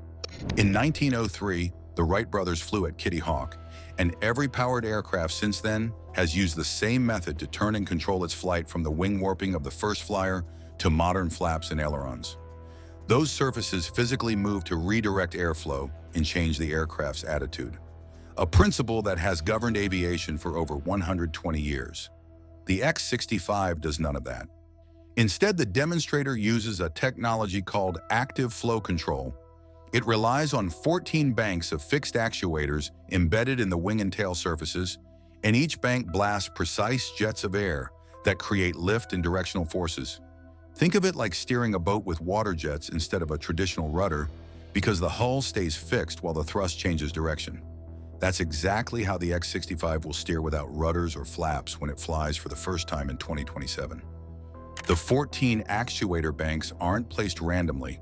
They're positioned at specific points across the wing where airflow separation normally occurs during high-angle maneuvering, and by blasting air at those locations, the X-65 can create differential lift to produce roll, increase drag to yaw, or adjust camber to pitch up and down. All of this happens with fixed hardware. None of that is theoretical. DARPA and Aurora tested scaled models in wind tunnels before full-scale construction, and the fixed actuators weigh less than the hydraulic systems they replace. They remove every seam and gap that opens when a conventional flap extends, and on a stealth aircraft, those gaps become radar reflection points that an enemy sensor can exploit during takeoff, landing, or combat maneuvering. Active flow control turns on or off as needed. It adds energy to the airflow in a regulated manner that replaces the mechanical complexity of movable surfaces and leaves the aircraft with fewer parts to maintain and a lighter airframe overall. The catch is that the system requires pressurized air, which demands engine power and sophisticated control software. But DARPA has already solved harder problems with less funding. If the X-65 proves the concept in operational flight testing, the technology can scale to larger aircraft that operate in contested airspace without the stealth penalties of traditional moving parts. The advantages go beyond maintenance. On a conventional stealth fighter, the pilot controls the aircraft by extending flaps, rudders, and ailerons, and every time one of those surfaces moves, it opens a gap in the airframe that reflects radar energy. It's a temporary breach in the aircraft's invisible cloak that happens during combat maneuvering, takeoff, and landing. A surface-free aircraft doesn't have that problem. The outer mold line stays exactly the same during a gentle turn or a hard evasive pull, because there are no hinges to flex and no edges for enemy radar, and the radar cross-section remains consistent across the entire flight envelope, which is something no current operational fighter can promise. That consistency explains why a tailless, surface-free design appeals to engineers who want to push stealth beyond current coatings and shaping. That leads to how modern stealth actually works, because both techniques work well when the aircraft is in straight and level flight. But the moment a pilot banks hard or deploys landing gear, the geometry changes and the signature spikes in ways that ground-based radar can exploit. Active flow control removes that variable entirely because the outer surface never changes shape. That's the ghost advantage. The aircraft never exposes itself because it never changes shape. The weight savings are also real. Hydraulic actuators and backup mechanical systems add hundreds of pounds to a fighter's empty weight, and removing them frees up mass for fuel, weapons, or sensors that increase lethality without increasing radar signature. The X-65 is only a subsonic demonstrator, but the physics scale. A full-scale sixth-generation fighter that uses active flow control could operate at longer range, carry heavier payloads, and survive in airspace that would force a conventional aircraft to run its control surfaces wide open. The path from DARPA experiment to operational black project has been traveled many times. The U-2 started as an experimental reconnaissance concept before it became the CIA's highest altitude spy plane. And the F-117 began as Have Blue, a technology demonstrator that proved stealth shaping could work. Have Blue crashed twice, but the data it generated led directly to the F-117 production line. The RQ-170 Sentinel flew for years in secret before anyone outside the Pentagon knew. And in every case, engineers tested the technology openly before it disappeared into classified programs. And that points to the timeline, because Aurora plans the first X-65 flight for 2027. But the Area 51 sighting happened in 2026, which means that one-year gap rules out nothing. Black project history shows that the most important flights stay off public schedules. DARPA programs often spawn operational test articles that fly years ahead of the acknowledged schedule. And if the X-65 technology has matured faster than public timelines suggest, the aircraft over Nevada could be an integrated testbed, combining this technology with a larger combat airframe. That leads to what the F-47 is actually supposed to do, because the Air Force expects the F-47 to operate as a command node for collaborative combat aircraft, which are autonomous drone wingmen that carry weapons and sensors under a crewed leader. A tailless, surface-free design fits that role perfectly. It could penetrate contested airspace without the radar spikes of a conventional fighter, direct multiple drones simultaneously, and return without ever exposing the control surfaces that betray most stealth platforms. Boeing hasn't confirmed the F-47 uses this system, and DARPA doesn't discuss operational transitions. That isn't confirmed, but it's exactly what you'd build if you had the technology and the budget to field a next-generation combat aircraft that could dominate contested airspace without relying on conventional moving surfaces. The United States isn't the only country building a sixth-generation fighter. China has been flight testing its own design for years, and Russia has announced plans to field a successor to the Su-57, which means both programs aim to close the gap that American stealth technology opened in the 1990s. Neither country has confirmed it's testing the same approach, which means the technology stays an American advantage only if engineers mature it first. And that creates the problem. In 2011, Boeing built its last F-22 Raptor after only 187 aircraft, and that number remains so small that senior Air Force officers call it a strategic liability. 187 aircraft isn't a fleet, and it's a liability that still wears stealth coatings. The F-35 Lightning II is a capable multi-role fighter, but designers didn't build it to win air superiority battles against peer adversaries, because it's a workhorse and not a thoroughbred. That leads to why the F-47 matters. America needs the F-47 to restore the edge. Active flow control isn't a minor upgrade because it's a qualitative change in what an aircraft can do, and a fighter that never changes shape can survive longer in denied airspace and coordinate with autonomous wingmen without exposing itself. Reverse engineering that capability would require an adversary to replicate the embedded actuator software and the thousands of hours of flight test data needed to make it reliable. China has been flight testing its own next-generation design for years. The program appears to be building toward an operational sixth-generation fighter that could enter service by the early 2030s, and that timeline pressures the American programs. If the F-47 program slips, or if active flow control fails to transition from the X-65 to an operational platform, the United States could find itself with a numerical and technological disadvantage in the Pacific. The Ghost Jet isn't science fiction. It's the next era of American air power being written in Nevada desert air. There's a hangar at RAF Wharton in Lancashire that doesn't get talked about much.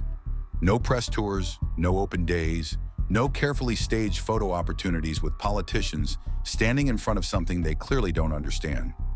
Just a building, a lot of security, and work happening behind closed doors that most people will never hear about until it's too late to be surprised. Meanwhile, the defense world keeps its eyes locked on America, the F-47 NGAD, the B-21 Raider making its slow, deliberate public debut. The US runs the loudest program, so it gets the most attention, and Britain just keeps working. But something is being built on that side of the Atlantic that doesn't show up cleanly in parliamentary budget lines or BAE Systems press releases. Defense analysts who watch classified spending patterns have started asking questions about numbers that don't add up, programs that don't map to anything officially acknowledged. A name that circulates in certain circles, Dark Eagle, attached to a variant of the Tempest program that goes well beyond what anyone has publicly admitted exists.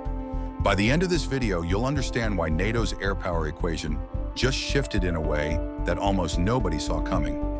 Russia and China have both been watching the Western alliance's next-generation programs closely. Neither of them expected Britain to be the wild card. Most people who've heard of the Tempest file, it's somewhere between the F-35 and a British vanity project. A next-gen fighter, sure, but probably derivative, probably dependent on American technology, probably a decade behind where it needs to be. That framing is wrong on almost every count. The Tempest isn't Britain's answer to the F-35. The F-35 is a fifth-generation aircraft.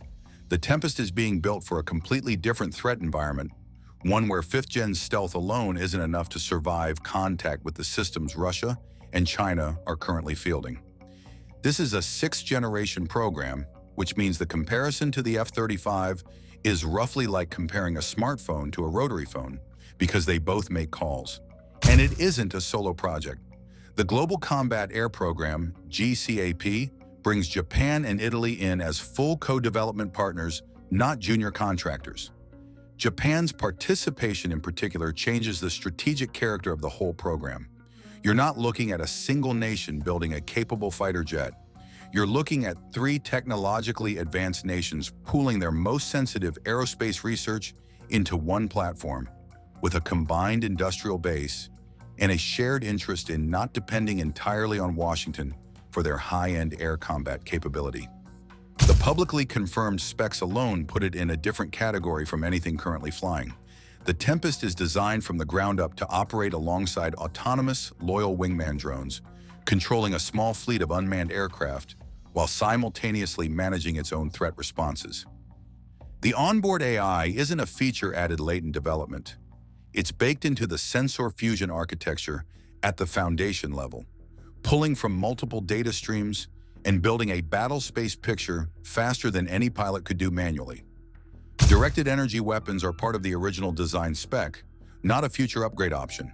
The power generation system was engineered to support high-energy laser systems from day one, which tells you something about how seriously the program takes what the threat environment looks like in 2035 and beyond. The stealth geometry is worth paying attention to too, because it's different from what the Americans do.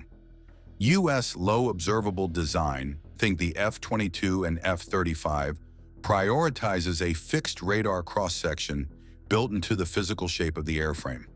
BAE's approach for the Tempest leans toward what you'd call adaptive radar cross-section management. The aircraft's electronic systems actively manipulate how it appears to enemy radar rather than relying solely on shape to stay invisible. The distinction matters because fixed-shape stealth can be partially countered with the right radar frequency.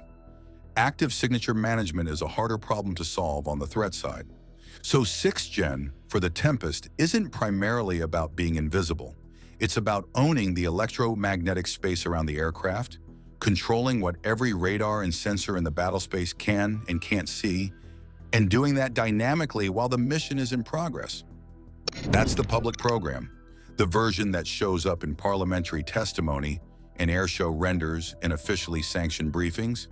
There's another version that doesn't appear in any of that, and it's been running longer than most people realize. Black projects in the UK defense world aren't a conspiracy theory framing. They're a real procurement category with a paper trail, even if the paper is mostly redacted. The Ministry of Defense has a formal mechanism for classified development programs, where the budget disappears into a line item that tells Parliament almost nothing about what's actually being funded. Most people assume this is an American specialty. Skunk Works, Area 51, the whole mythology. Britain has been doing the same thing for decades, just more quietly. The clearest recent precedent is Tyrannus. BAE Systems ran a fully autonomous stealth combat drone program for years. Airframe, propulsion, avionics, weapons integration. Before anyone outside the classified program knew it had progressed beyond a design concept. When it finally surfaced publicly, it was already flying. The lessons from Tyrannus didn't vanish when the program wound down. They went somewhere into the next generation of thinking about how an autonomous, low-observable aircraft should actually behave in a contested airspace. That context matters when you start looking at what defense analysts have been flagging in the UK MOD's classified spending figures. There are anomalies. Budget allocations that are too large in scale to be upgrade programs for existing aircraft, and too structured in their year-on-year progression to be basic research spending, which tends to be more irregular. The numbers point toward a sustained, phased development effort on something specific. Nothing in the acknowledged program list accounts for them. This is where the Dark Eagle name enters the picture. It circulates in defense analyst circles, in the kind of conversations that happen at industry conferences, and in specialist publications that don't make the general news cycle. Whether it's an official program designation, an internal nickname, or a label that attaches itself to the program from the outside, nobody who'd know for certain is saying. What the name gets attached to consistently are rumors about a Tempest variant running on a parallel track to the public GCAP timeline, with a capability set that goes beyond what the official program acknowledges. The rumored specifications are worth laying out carefully because some of them are plausible extensions of known development directions and some are harder to evaluate. On the plausible end, an internal weapons bay optimized for long-range standoff strikes, which fits with the broader 6th-gen design philosophy of keeping external stores off the airframe in high-threat environments. Avionics architecture that can operate fully disconnected from any external network, which is a direct answer to the reality that in a near-peer conflict, communication links get jammed or destroyed early. You want an aircraft that doesn't stop functioning when the network goes down. The hypersonic capability claim is the one that sits at the edge of what's currently verifiable. Hypersonic dash in certain flight regimes, not sustained cruise, appears in the same discussions. Given the propulsion work being done on the program, which we'll get into shortly, it's not physically impossible. But it's also the kind of claim that's easiest to attach to a program nobody can verify, so treat it accordingly. What's harder to dismiss is the timeline implication. If a parallel development track has been running since the early stages of the public Tempest program, the official 2035 service entry date for GCAP may describe when the acknowledged version reaches the RAF, not when something is already operational. Tyrannus was flying before anyone outside the program knew to ask whether it was flying. There's no structural reason the same approach couldn't be applied here. The capability choices inside this program stop making sense as pure engineering decisions once you lay them against the specific threats Britain is actually preparing to face. Britain's threat geography is not America's threat geography, and that difference drives almost every decision inside the Tempest program.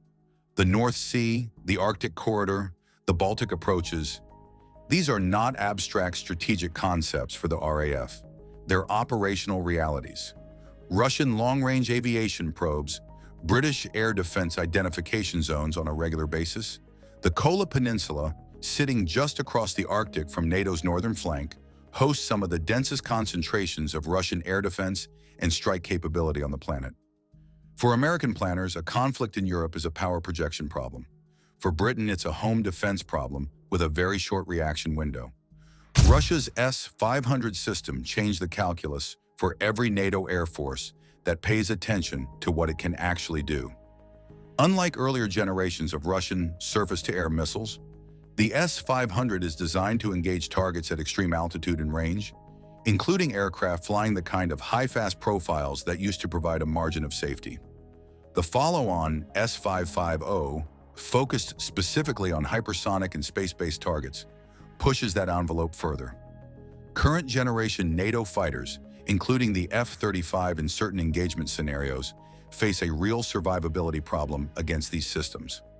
The Tempest combination of adaptive signature management and electronic warfare capability is specifically architected to operate inside that threat envelope without relying on standoff range as a substitute for genuine survivability. Japan's role in GCAP isn't a diplomatic gesture or a cost-sharing arrangement dressed up as strategic partnership. Japan faces a threat that mirrors Britain's in its structure, even if the geography is completely different. Chinese air power has been expanding in range, capability, and aggression across the Western Pacific. The J-20 is operational, it's being produced at scale, and China has additional sixth-generation programs in development that Japanese defense planners track very closely. Buying American platforms gives Japan capable aircraft, but it doesn't give Japan the ability to shape the platform's development around its own specific operational requirements, and it creates a dependency that becomes a vulnerability the moment Washington's strategic priorities shift westward. A shared sixth-gen program built around a common architecture solves both problems at once. Britain gets the industrial and financial weight of two additional advanced partners. Japan gets a platform it co-owns, co-develops, and can evolve independently.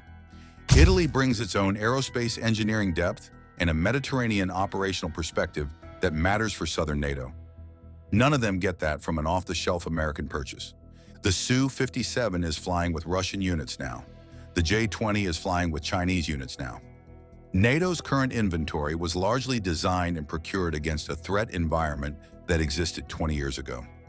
The alliance is heavily weighted toward U.S. platforms for any genuinely high-end air combat scenario, and that weight becomes a strategic liability if American attention and resources tilt decisively toward the Pacific, which is exactly what the current geopolitical trajectory suggests is coming. Britain's calculation is specific. A sixth-gen platform with a Black Project capability layer needs to reach operational status before the threat environment matures to the point where it can no longer be answered with an aircraft that's still in development. That's not pessimism about the timeline. It's the reason the timeline is what it is, and it's almost certainly why a parallel track exists at all. The technology being built into this airframe is where that urgency becomes most visible. Start with power. The Tempest's electrical generation system was sized, from the earliest design phase, to feed high-energy laser weapons. Not as a future option, not as a weight penalty the engineers would figure out later. It's load-bearing infrastructure baked into the architecture the same way a carrier's flight deck is built for aircraft, not adapted to them afterward. That decision alone tells you what the program office believes the next air war actually looks like. The AI system BAE has described publicly is worth understanding precisely because it gets mischaracterized a lot. The pilot doesn't hand control to a machine. The pilot sets intent, the target, the mission parameters, the acceptable risk envelope, and the aircraft executes the tactical responses faster than human reaction time allows.